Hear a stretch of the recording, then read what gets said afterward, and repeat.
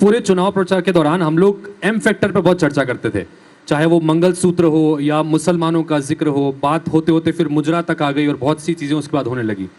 तो आज जो ये परिणाम निकल के सामने आए, क्या इसमें भी दो एम फैक्टर, जिसमें एक एम फॉर महिला और एक एम फॉर मुसलमान, चूंकि जिस तरह की चीजें हुई, खुलकर मंच से मुसलमानों का नाम लिया गया, जिक्र किया गया, जो पोलराइजेशन उधर होना था वो पोलराइजेशन इधर हुआ। क्या इसको इस तरह से देख सकते हैं कि दो एक महत्वपूर्ण फैक्टर थे, महिलाओं ने भी समर्थन दिया इधर की तरफ और मुसलमानों का समर्थन भी एक तरफ आया? देखिए, जो चीज़ दो निकल के आई है ऑब्जर्वेशन में कि जो शुरू के 2-3 राउंड थे, कम से कम जो मुसलमानों का जो वोट है वो तो एक तरफ पूरी तरीके से गया है ये इसमें, और वो उसी कैंडिडेट को गया है जो कि जीतने वाला था। अगर कांग्रेस, तो कांग्रेस को बहुत फ़ायदा हुआ है, या यूपी में समाजवादी पार्टी को, वेस्ट बंगाल में ममता को, तो ये हम उसमें देख सकते हैं कि ये मुसलमानों का फायदा हुआ। महिलाओं का पीडीए का फार्मूला लेके चले थे, समाजवादी पार्टी पीडीए का फार्मूला लेके चली थी। वो पीडीए के, लेकिन उन्होंने कई सारे अर्थ बदल दिए थे बाद बदल रहे थे, इसलिए वो थोड़ा सा कंफ्यूजिंग था।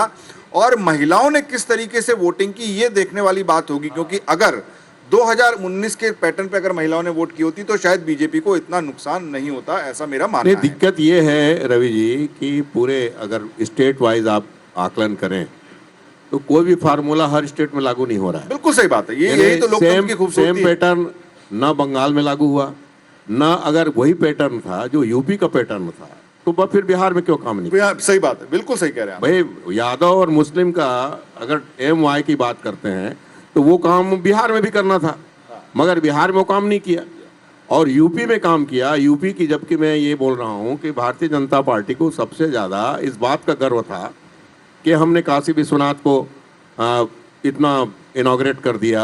हमने 500 साल से राम भगवान जो झोपड़ी में थे उनको हमने प्रतिष्ठित कर दिया। और लॉ एंड ऑर्डर की बात है, बुलडोजर की बात है, तो ये एक गंभीरता से विचार करने का विषय है कि, मगर मैं एक बात जरूर कह रहा हूँ कि कुल मिला के जो ओवर एक्सपोजर है, प्रधानमंत्री को लोग देखना चाहते हैं, सुनना चाहते हैं, मगर कभी कभी उत्सुकता से सुनना चाहते हैं। ज़्यादा ओवर एक्सपोजर है, रात दिन ये बोलना, रात दिन मैं बोलना, मेरी गारंटी बोलना।